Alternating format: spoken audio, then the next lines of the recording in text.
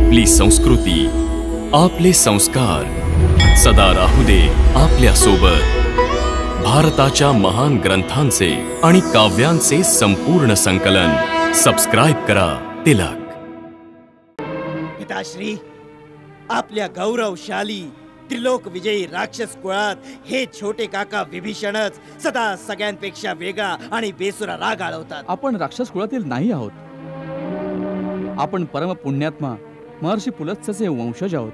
तर आपणही एका मानवाच्या भयाने पळून गेलेल्या मारीच मामाप्रमाणे भगवे वस्त्र धारण करून कुठल्या ऋषीच्या आश्रमात वेगी चूल का नाही पेटवत?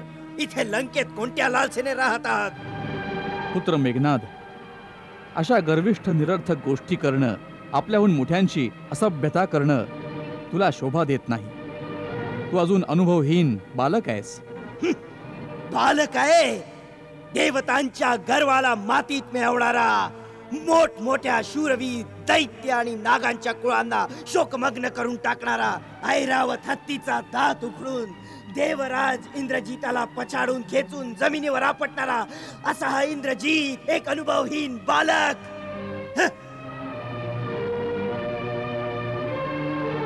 पिताश्री, वनात भटकणारे दोन मानव, त्यांच्या सोबत काही वानर, आपण त्यांचे भय का बाळगताय बरं?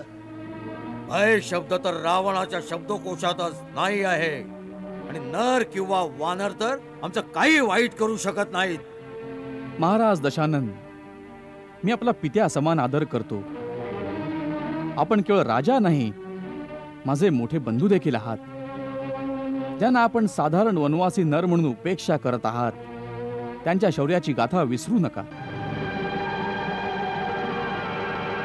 परमवीर सुबाहू, विराट कबंध आणि विरार, खरदूषण, त्रिचिरा, जगातला सर्वात महाबली वाली, हे सर्व त्यांच्या बाणांचा बळी बनून परलोकात गेले आहेत। ज्या वानराचा आपण उपहास करीत आहात, त्याच्या करणीची चिन्ह लंकेच्या कानाकोपऱ्यात जळून भस्म झालेले वाडे, ज्वाळांमुळे नष्ट झालेल्या लंकेतील प्राचीन गोष्टी आणि आगीत जळून पडलेल्या सुवर्णस्तंभाच्या रूपात दिसत आहेत।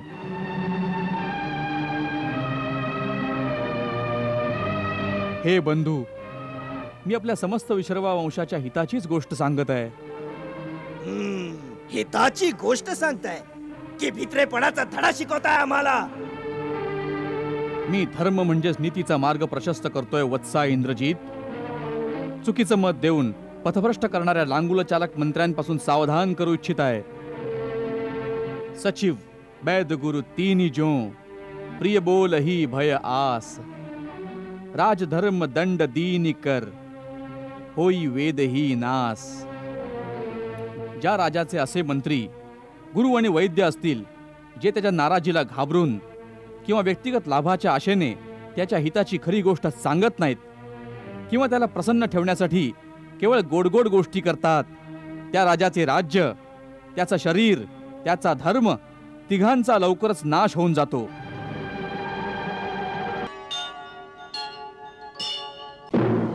बोल, बोलत का नाहीस?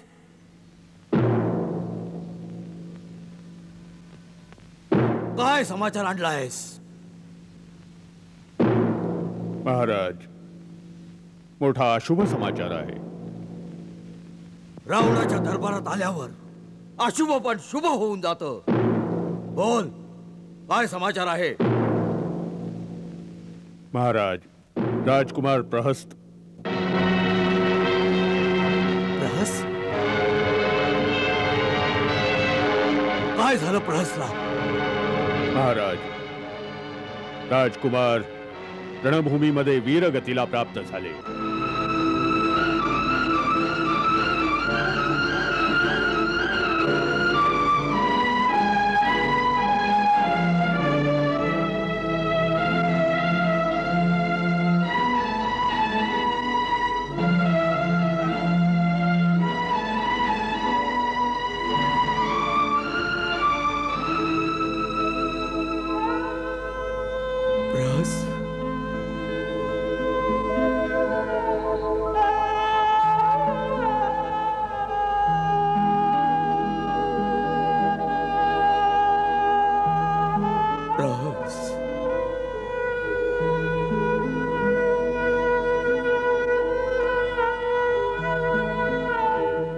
लंकेचा एक कणा आज ढासळला इंद्रजीत, ढासळला.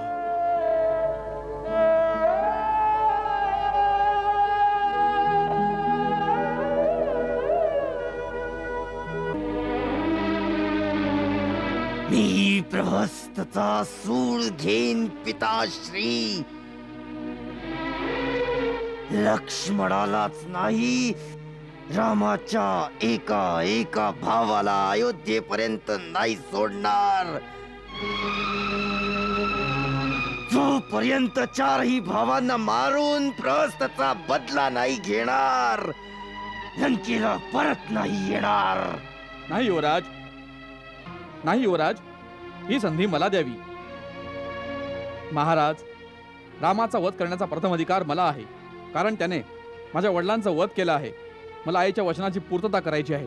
महाराज, माझ्या आईने पण केला आहे. जोपर्यंत रामाचे मस्तक कापून नाही आणत, तोपर्यंत माझ्या वडिलांचं तर्पण नाही करू शकत.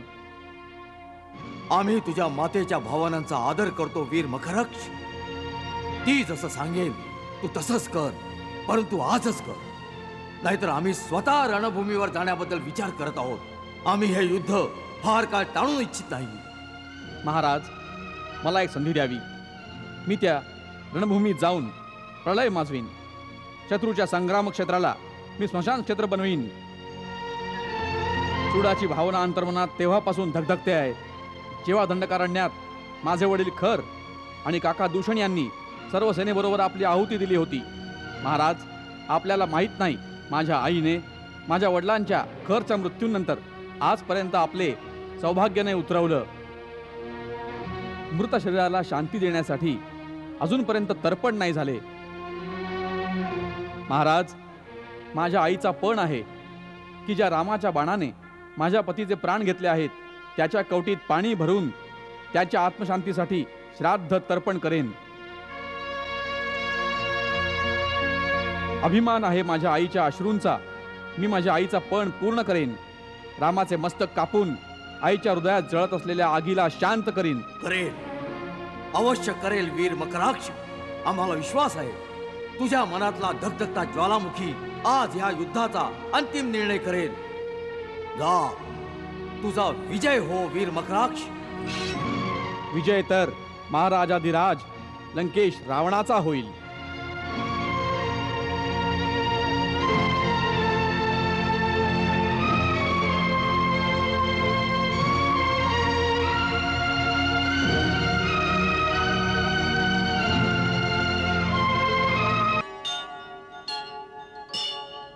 मेघनाथाचा बळी घेणारा या दुनियेत अजूनपर्यंत नाही जन्मलेला मातेश्वरी, या धर्तीवर, धरतीच्या तळाशी पाताळात अथवा धरतीच्या वर स्थापित आकाशात देवलोकातही असा बलशाली एकही नाहीये माते.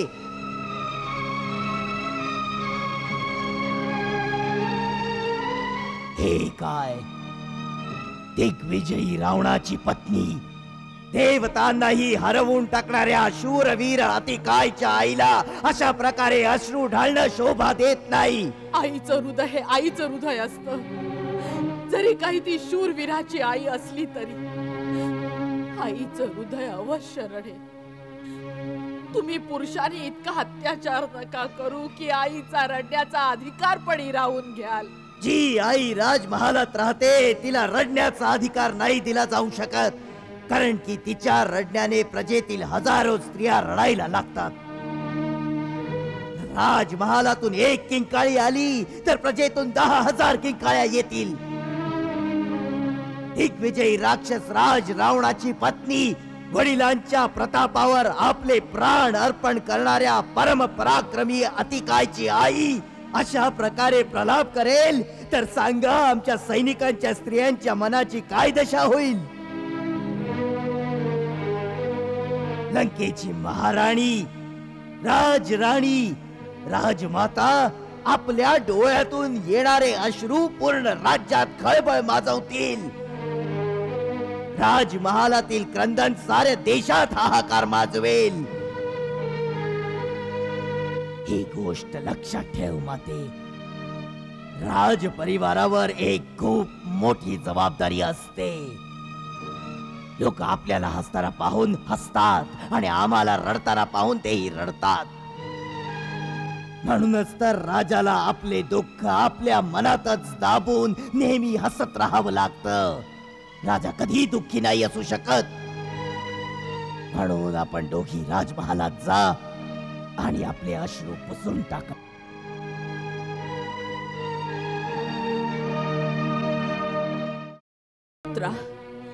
पुरुषाच्या कठोर हृदयाच्या जागी आईचं कोमल मन असतं, तर पुत्र शोकात तळमळत असणाऱ्या आईपासून रडण्याचा अधिकार कधीही हिसकावून घेतला नसता. लक्षात ठेव, हेच अश्रू तुझ्या आईच्या डोळ्यातही असतील.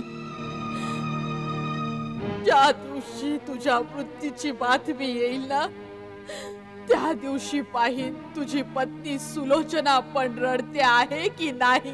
जर ती रडली तर तेही आम्हाला आवडणार नाही. परंतु माते, ही वेळ रडण्या कंठण्याची नाहीये. यामुळे महाराजांना खूप अशांत वाटतं. यावेळी सर्व परिवाराचे, सर्व सेनेचे एकच कर्तव्य आहे की महाराजांचा धीर नाहीसा नाही होणार. युद्ध आता सुरू झालंय. आता हा कोण्या एका व्यक्तीचा प्रश्न नाही राहिला. राक्षस जातीचा गौरव आणि या देशाच्या मानापमानाचा प्रश्न झाला आहे. युद्ध का झालं, दोष कुणाचा होता, हे विचार करण्याची वेळ निघून गेली आहे. आता केवळ एकच ध्येय आहे, युद्धात विजय. उचित आणि अनुचितचा निर्णय नेहमी जय पराजयानेच होत असतो. सर्वदा विजयच खरा म्हटला जातो. मातेश्वरी, आई साहेबांना घेऊन जावस आणि समजाव त्यांना, आज महाराजांना साथ देण्याची वेळ आली आहे, त्यांना अशांत करण्याची नाही. माते, मेघनाथ वचन देतोय. काका कुंभकर्ण, भाऊ अक्षकुमार, भाऊ अतिकाय, प्रहस्त, देवांतक, नरांतक आपल्या एका एका भावाच्या बदल्यात त्यांच्या हजार हजार योद्ध्यांना मारून मनातली धगधगती सुडाची ज्वाला थंड करीन. अश्रू पुसून टाक माते. इंद्रजीतला रघुवंशियांवर विजय मिळवण्याचा आशीर्वाद दे.